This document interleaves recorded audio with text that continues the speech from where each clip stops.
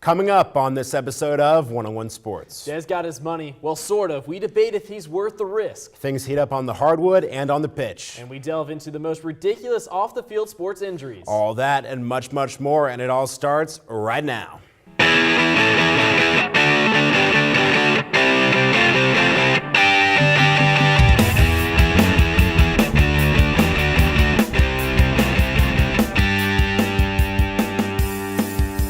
Welcome back to another episode of 101 Sports. I'm Steve Normington. Preston, did my Fighting Phils really just lose to a college team? Hey, you got to watch out for the D2 powerhouse, University of Tampa Bay. I'm Preston Willett, and here are your starting five. Chicago's sports scene took a crippling blow last week when Derrick Rose and Patrick Kane suffered injuries that may prevent both from suiting up the rest of the season.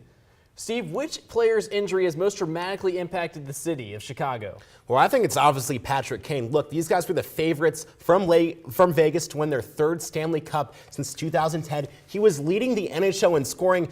Preston, I think the argument can honestly be made that Derrick Rose did not make the Chicago Bulls that much better when he was on the court. It's a big difference between the NBA and the NHL. In hockey, you can survive without your star player. In the NBA, you have no shot. Did the San Antonio Spurs just not win a championship without a star player? Tim Duncan's still on that team. If he wasn't on the team, no, they would not have won that NBA championship. What I'm saying is that in hockey, your secondary players can step up and still be good, and you can still be a good team. In the NBA, no, they can't. I mean, you have Marion Hossa, Patrick Sharp, but Preston, Derrick Rose is only shooting 40% from the field, 29% from three-point range. He wasn't really helping out Chicago besides that Cleveland game. In the big games he was, though, and between the supporting cast, who would you rather have? Jonathan Taves, Patrick Sharp, Marion Hossa, or Aaron Brooks, Tony Snell, and Pau Gasol? Well, I think the debate's which injury hurts more. And it's obviously the Chicago Blackhawks because they could win a championship. They can still win a championship. Traditionally, the IOC has required athletes to stop their advertising campaigns and appearances while participating in the Olympic Games. But this year, the rule will be replaced, with athletes being allowed to run generic advertisements during the 2016 Rio Games. Is the IOC making the right decision here by allowing athletes to actually run advertisements? Steve, this is the biggest no-duh decision we've had made in the starting five this year, okay? Because you look at it, Olympic athletes only get that one shining moment, and that's when the Olympics are on. So why wouldn't the IOC, why wouldn't they want to capitalize on that and let them run their advertisements and get big stars like Michael Phelps and Usain Bolt? And you alluded to it a little bit. I'm not talking about the big stars. I'm talking about that Norwegian curler that's going to win a gold medal and then never, ever go back to the Olympics again. Look, these guys give up their entire lives for the Olympics. And get that one shot, you have to let them run advertisements. MLB's new pace of play rules require hitters to keep 1 foot in the batter's box throughout the at-bat. While pitchers are also on a timer, several hitters, including most vocally the Boston slugger David Ortiz, have come out against the new rule, while several pitchers, including Atlanta Brave Julio Teheran, have stated that they are for the new rule. Steve, who do you agree with, the pitchers in Teheran or David Ortiz? Well, David Ortiz, if it rained one day a year and he was in paradise every other day, he'd honestly be complaining. Don't do that to Big Papi. He always has something to complain about. But Preston, I think the pitchers should be more responsible than the hitters. I like the fact that they're implementing a 20-second or 25-second clock, whatever it is. But why is it a big deal if the batter steps out of the box if they're going to bat 20 seconds later? I think the biggest thing with this new rule change is the MLB is going to have to watch carefully what they do with the hitters, okay? Yeah. If they start focusing more on are they hitting in time and they start less focusing on the pitchers and if they're throwing in time, that's going to be a complete imbalance. And that's what the hitters are scared of right now because it seems like it's good to look in that way. And especially because we've seen runs decrease year in and year out since the steroid era has ended to see home runs. Hitting. So that's a huge issue. Absolutely. Over the past couple weeks, multiple incidences have surfaced revolving around Des Bryant, including accusations that he struck his mother in the face in 2012 and dragged an unknown female through a Walmart parking lot back in 2011. Despite these damning accusations, the Dallas Cowboys have elected to use their franchise tag on Bryant. The star wide receiver will make $12.8 million next season. It appears that Rock Nation and the Cowboys, however, are far from reaching a long-term deal for Bryant. But that being said, is Des the right person to carry on that Cowboys brand? Yes, absolutely. He is the rarest talent on this Cowboys roster. There is no other player on this roster that has the kind of talent that he has. Not Tony Romo, not DeMarco Murray. Preston, I understand that he undoubtedly has talent. The guy scored 16 touchdowns last season. But name the last time a star wide receiver has hoisted a Lombardi trophy. It doesn't matter about the past. We're talking about the future, and the NFL is moving into a passing league. And if you have a star wide receiver, it already is a passing league. Exactly, it's moving more into a passing league. You're seeing DeMarco Murray, the leading rusher, about to hit free agency. A team's not trying to lock him up. That's ridiculous. I understand that. Why? Because DeMarco Murray's are a dime a dozen. The guy was having trouble beating Felix Jones to become the Dallas Cowboys starting running back 2 years ago. Wide receivers are replaceable. All I'm saying is if you have the game's number one receiver, you don't let him go. Calvin Johnson, you don't let that guy go, not Dez Bryant. I think Tony Romo on the offensive line do deserve some credit. They have some credit. From Monday until the end of the season, the NBA will review and release reports about referees' decisions in the final 2 minutes of each game. These reviews, which will either agree or disagree with calls, will be released to the public following every game. Steve, the question is this a good or bad move for the NBA? I think it's a bad move because, honestly, who cares about the NBA regular season? A lot of people It doesn't matter. Steve, it matters because you don't care about the season until it gets to the playoffs doesn't mean not everyone else does. This is good because the NBA now can double check on their referees. And what is the biggest problem we have in the NBA is some poor referee calling. And rogue officials. If we clean this up before we get to the playoffs, think how much that improves the playoffs. But Adam Silver said, essentially, look, when there's a huge controversy regarding officiating, we will address it. Why do they have to go and dissect every single piece of tape? Because that's what every other league does. If there is a call that they need to come out about, the NFL, the MLB, every single one, they're going to come out and say, and that's what the fans deserve. That's what the fans deserve. I don't know if they do it enough, though, and this is going to help that. But most importantly, it helps get rid of those questionable There's already referees. so many replays. Let's just throw them out the window. That is all the time we have for the starting five. But coming up, Preston sits down with our MLB experts. The sod is being rolled out and the sounds of bats cracking fill the air. It must be MLB spring training. Here with my MLB experts, Ben Greenberg, Connor Del Prete, to take a look at a couple players who are looking to bounce back from a season they'd like to forget. Guys, let's head up northeast. We'll start with the Boston Red Sox and Justin Masterson. The right-handed pitcher, can he have a bounce-back year? I don't think he's going to regain form. I don't think he's going to bounce back because there are many things that Masterson did wrong last year. The one that concerns me the most is he decreased his velocity significantly. His fastball and slider both went down 3 miles per hour. For a pitcher that's playing in Fenway, a hitter's park, he's going to get torn apart if he just decreases velocity like that. I know, it's bad, but I think he will bounce back because here's why. He has the raw talent. Guy's 6'6". What he needs is a spark to get him going, and I think coming back to the Red Sox, playing in front of the big crowd every night, it's the team that originally drafted him. I think that spark is enough to get Masterson going. All right. Well, look, we'll go out to the other side of the coast now. We'll look at the San Diego Padres. Big offseason signings. They have Matt Kemp, Will Myers, Justin Upton out in the outfield. But what about the infield? Jed Yorko, he had a little bit of a sophomore slump last year. Can he regain that? Well, first, let me start by saying, let's not sit here and turn this kid into Robinson Cano, right? A good year for him would be a 280 batting average and maybe 25 home runs. And I think he can do that. His first half last year was horrendous. Horrible. But he actually, after being on the DL, came back and had a pretty good second half.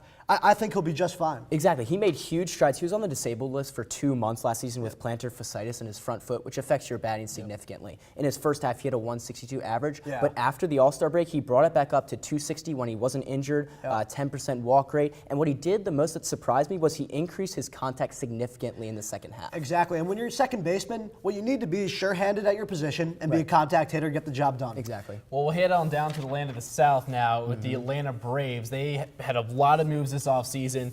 They have a left-handed pitcher by the name of Mike Minor that they really need to step up for that rotation. Yes, he does. Does he do it? Not completely. I'm on the fence. Not completely. He's healthy, which is going to help him a lot. But his command is still lacking. He had the second highest home run per 9 innings in his career last year. His K rate dipped 4%, the lowest of his career. I know, but the reason why I'm on the fence is I'm giving him the benefit of the doubt. He started his throwing program late last April and had 5.0 ERAs and 7.0 ERAs in the beginning. I think he might be able to bounce back from that. I mean, look, I'm in a way with you. I don't think he'll be completely back. But the guy, he's 6'4", he throws a hard fastball and has an absolutely filthy 77 mile an hour knuckle curve with a 40% swing and miss rate. I mean, he's 27 years old now, entering his prime. Something tells me that it's all in the works for this guy. Yeah, he decreased his walk rate last year, so he shows command in that he doesn't throw pitches outside the plate. He's just got to stop leaving balls over the plate. He's just got so much potential that it's got to come together for him at some point. Well, hopefully he can bring the heat like y'all are right now. But let's get to the biggest name coming back to spring training. Alex Rodriguez, A-Rod, New York Yankees. Didn't play at all last year, but got a lot of money for it. Yes, he did. A-Rod, is he back as a DH? I mean, look, I'm not even going to talk about whether I'm going to root for the guy or not. That's another story. But I think he'll homer a few times in April, maybe get people excited. Yeah. Maybe he'll even be a solid DH through May. Who knows? But he's going to have to split his time even at DH. I mean, the Yankees are a team of DHs. Mark Teixeira, Brian McCann, Carlos Beltran. I just don't know where he fits in. I don't think he's going to recover. Yeah. You know, people are freaking out because he's coming to spring training early. You know what? In the beginning of the semester, I go to my classes early. I do my homework early. But at the end of the semester, I am not going to classes early. Alex Rodriguez does not have the attention span to keep coming back early and keep giving enough to this team. If you think that Alex Rodriguez is going to recover to a 3-time MVP, 10-time Silver Slugger that he was before 2009, no, he has shown nothing. He has shown nothing that makes me think he'll return to that.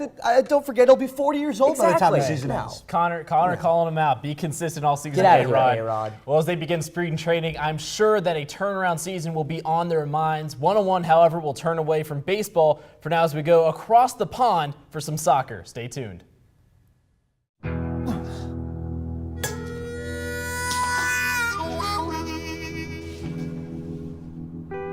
Get caught buzz driving, and you could do some hard time. Craig, knock it off. Sorry, Mom. It could cost you around $10,000 in fines, legal fees, and increased insurance rates. And that could set you back a few years. Buzzed, busted, and broke. Because buzz driving is drunk driving. I know, 2 seconds. Hang on, just stand still. Stand still.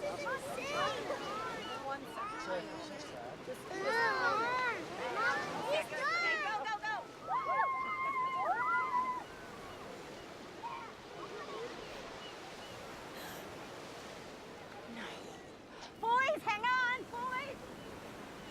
You don't have to be perfect to be a perfect parent. There are thousands of children in foster care who will take you just as you are. Take a look under your bed. Find stuff under there? What about jobs? No? Now try your closet. Still no jobs, just more stuff? Well, you really have both. See, stuff is defined as household articles considered as a group. Sometimes this stuff is no longer needed.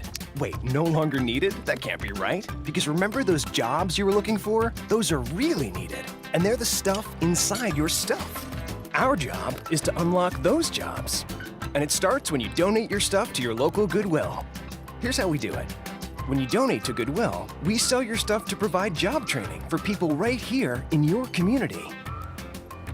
So just by teaming up with Goodwill, you help create jobs. And isn't that worth parting with the leftover keytar from your 80s cover band? Goodwill. Donate stuff, create jobs.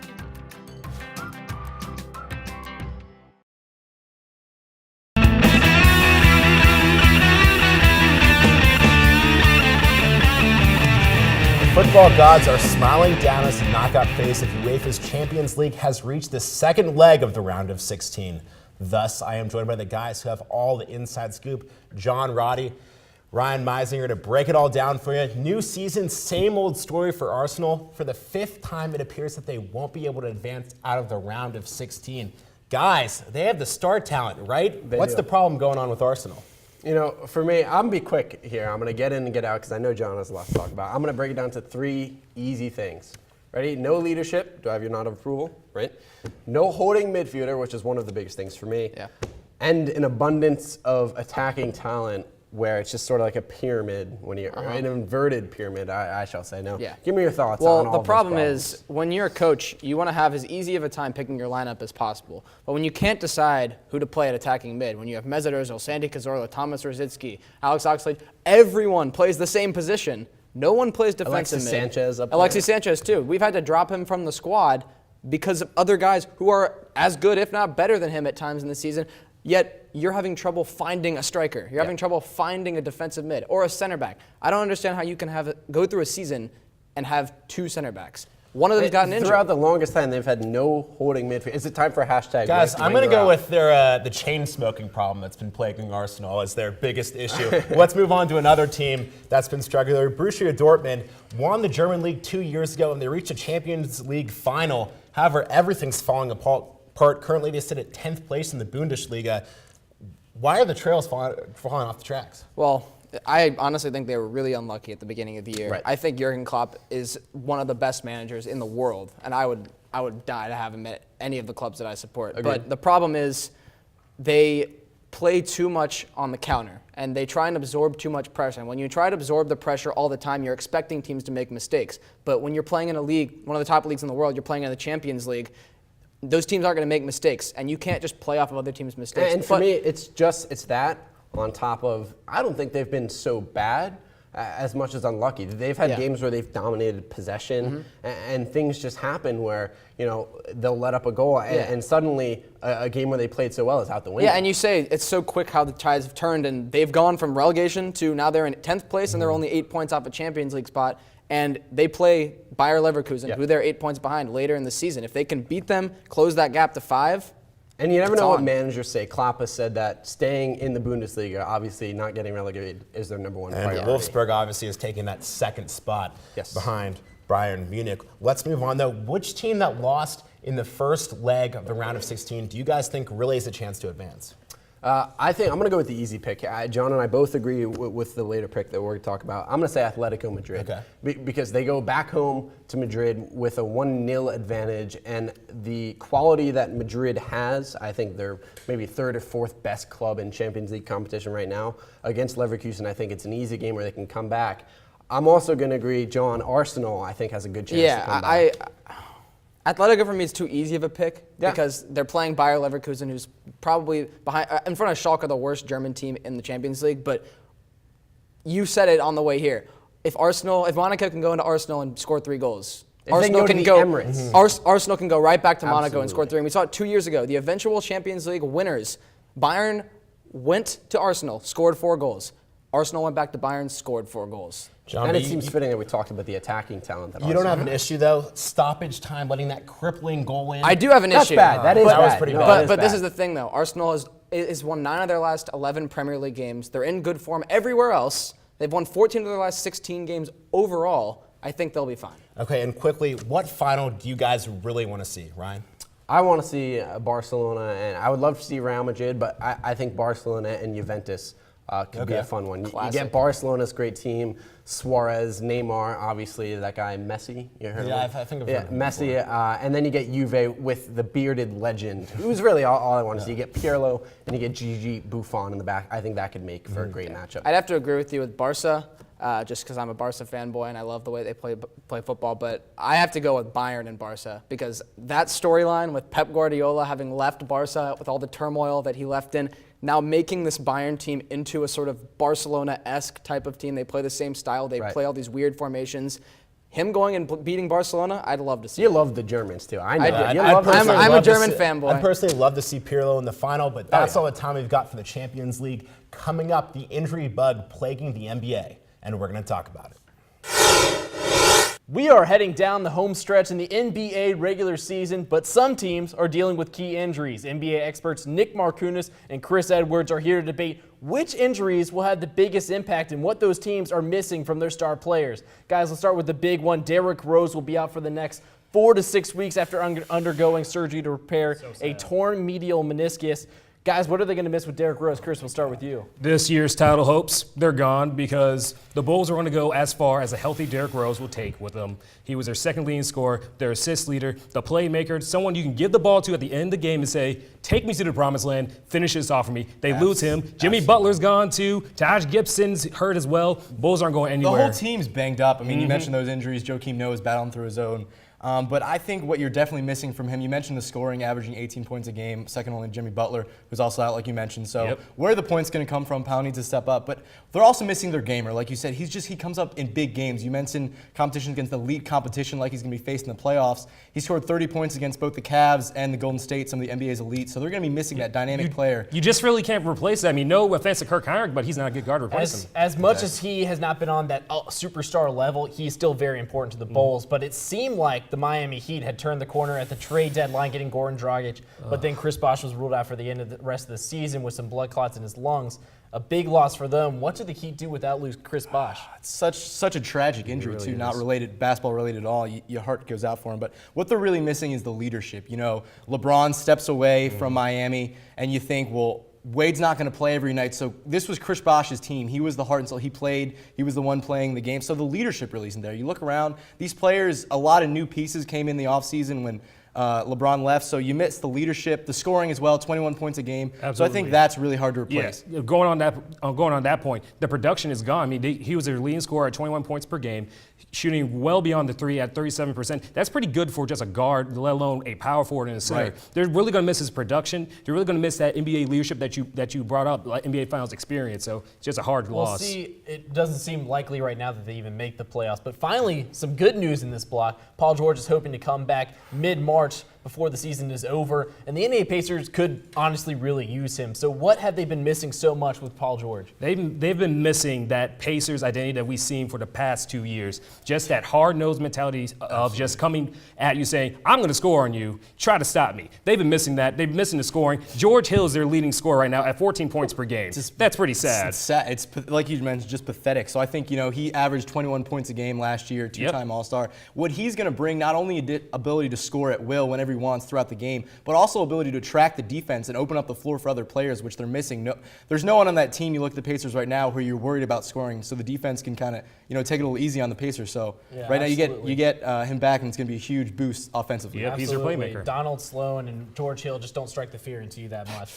Another player hoping to come back soon for the Charlotte Hornets is Kemba Walker after what has been a honestly forgettable season for the Hornets. What have they missed so much about Kemba Walker? I think it's his ability to convert late, his clutchness, if you will. You know, if you look at, they're only 2 games back out of that woeful East. So you get him back, they could actually make a push to make the playoffs, and they're going to need his ability to score late. He's already hit 3 game winners this season alone. You think back to his time at UConn, he's very clutch in those late game situations. Absolutely. They get that back. I mean, honestly, like, they miss his clutchness. They miss a great slashing guard. They're going to get one of their top scorers back. He was leading the team before Mo Williams came over here at 18 points per game. He just makes his team better. They do a lot better with him on the floor than when he's not on the floor. He kind of like fixes that team a little bit. So the Charlotte Hornets are probably going to make the playoffs with Kemba Walker coming back. I think it's going to be a nice compliment to Mo Williams. Absolutely. In a season where Al Jefferson has not been his best, Kemba Walker means a lot to them.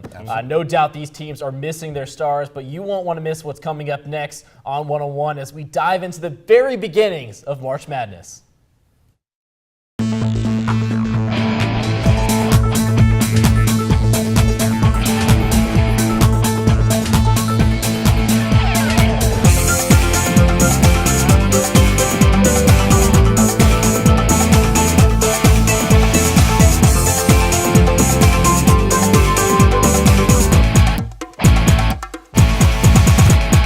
It's no fairy tale that the right fit means everything, especially when it comes to car seats. Always choose one that's the right fit for your child's age and size. That does make a difference. To find out more, visit safercar.gov/the right seat.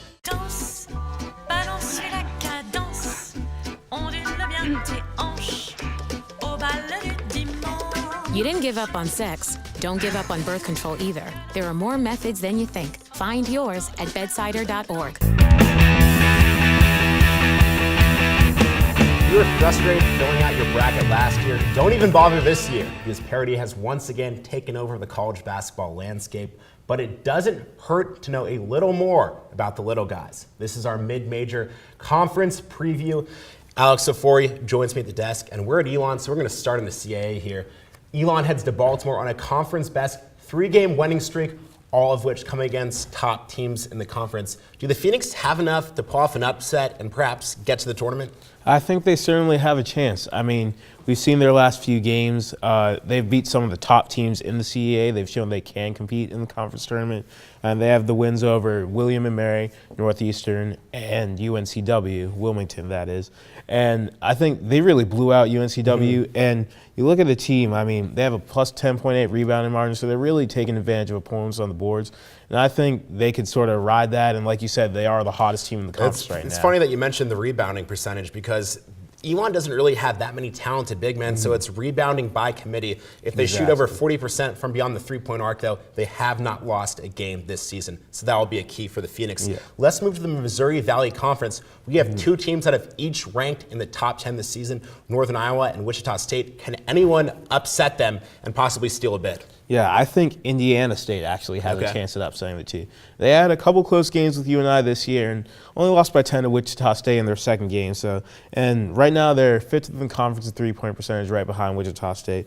And what I think is most appealing is not only are they shooting well from three, they also have the second most free throws attempted in the MVC. So they both attack the rim and they also shoot well from deep. And another thing with them is they have 4 guys on their team who are averaging more than 9 points a game. 3 of those guys in double digits. So they have a very balanced scoring attack. And if they get hot, I could see them ripping off a couple upsets. Well, Larry Bird would certainly be proud of his Sycamores. However, do you really, honesty, so you're saying there's a chance? You're saying there's a chance? There's a chance. I don't see Wichita State or UNI not winning it, but if a team does, I'd look out for the Sycamores. And finally, let's move to the Ivy, a league that does not have a conference tournament. The winner of the conference getting that automatic bid to the tournament. Currently, we have a Harvard-Yale match that could decide it all this Saturday. Who you got?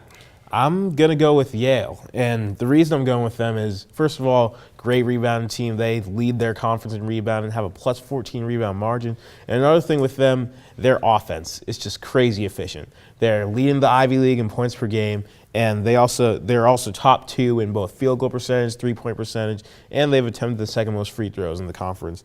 And looking forward, this game might not decide it all because Harvard plays Brown after this game. And earlier in the season, they only won 76-74 in overtime. So they could have some struggles there. And if they lose that game, I could see Yale definitely jumping up because they play Dartmouth, who they handled pretty easily earlier on. And Harvard was one of those teams that was in the top 25 earlier in the season, has really slipped off a few injuries occurring to that squad. But what other conference tournament catches your eyes? Yeah, I'm looking towards the Horizon League. So there you have 2 teams, single-digit losses. You have Valpo and Green Bay. And as far as the winner of that conference tournament goes, I'm going to go with Green Bay. They've made a few conference NCAA tournament appearances way back, almost 20 years ago now. But I think now's their time. And I got 2 words for you, Steve. Kiefer Sykes. I've heard that name before. Yeah, the guy's a stud. I'm an absolute athletic freak. If you look him up on YouTube, you won't be disappointed. Yeah. He's an absolute freak, and it also translates to the court. He's one of the only guys in the nation. He's averaging 18 points, 4 rebounds, 4 assists. Great all-around game, and I think you can see him really carrying. Stands at 5'11", my favorite guy to look up on YouTube in college basketball. He's got some serious hops. But that is all the time we have for our bracket busters. Coming up, Preston and I debate the most unbelievable sports injuries. A Game Boy, a moose, a tarp, dip spit, sneezes, bagpipes, tanning beds, and a remote control.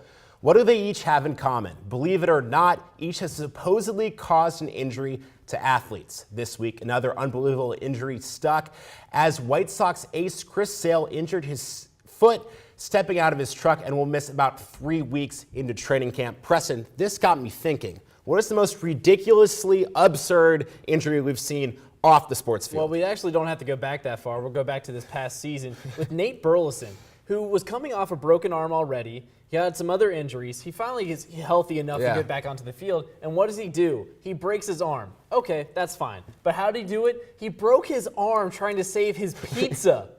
What are you thinking when I understand if there is a woman or child in the passenger seat and you want to go over there and protect them, but it's just your pizza, dude. Protect yourself.